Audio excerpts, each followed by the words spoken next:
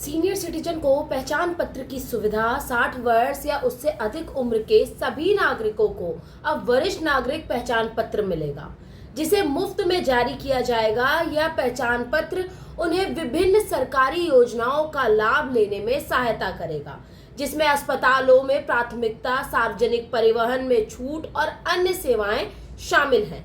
कुछ राज्यों में इसके लिए ऑनलाइन आवेदन भी उपल मासिक पेंशन से मिलेगी। आर्थिक राहत: सरकार ने बुजुर्गों को हर महीने 3500 तक की पेंशन देने की योजना शुरू की है।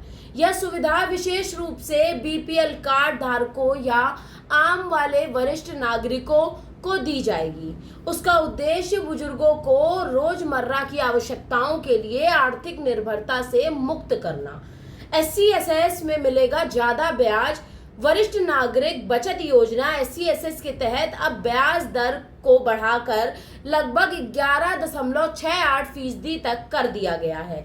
इसमें अब 30 लाख रुपए तक की राशि 5 वर्षों के लिए निवेश की जा सकती है। इस योजना से बुजुर्गों को हर तिमाही ब्याज सीधे बैंक खाते में प्राप्त होगा।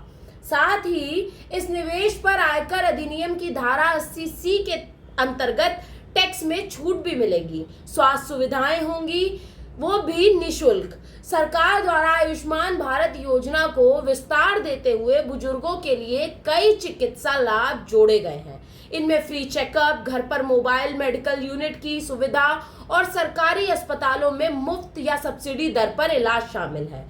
साथ ही टेलीमेडिसिन यानी घर से डॉक्टर से परामर्श की सुविधा भी शुरू कर दी गई है।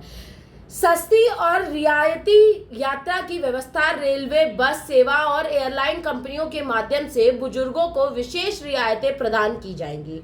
हवाई यात्रा में भी कुछ फ्लाइट्स पर 50% तक की छूट का प्रावधान किया गया है।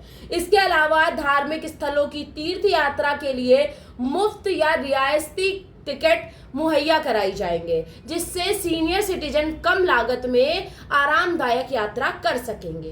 कानूनी और बैंकिंग सहायता की होगी आसान।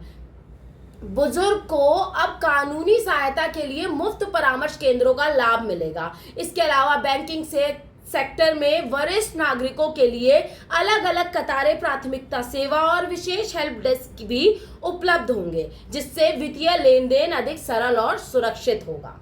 सरकार का उद्देश्य: सम्मान के साथ बुजुर्गों का जीवन। भारत सरकार का यह कदम न केवल बुजुर्गों को सामाजिक सुरक्षा प्रदान करता है, बल्कि उन्हें समाज में समान अधिकार और सम्मान देने की दिशा में भी बड़ा प्रयास है। आने वाले वर्षों में इन लाभों को और अधिक राज्यों में विस्तृत करने की योजना है, जिससे हर वरिष्ठ नागरिक अपने हक और अपनी चीजों के लिए किसी से लड़ाई झगड़ा ना करना पड़े और उनको वो चीज आसानी से प्राप्त हो सके। कैसा लगा आपको मेरा वीडियो? अगर पसंद आया हो तो कमेंट सेक्शन में जाके लाइक, सब्सक्राइब और कमेंट जरूर करिएगा।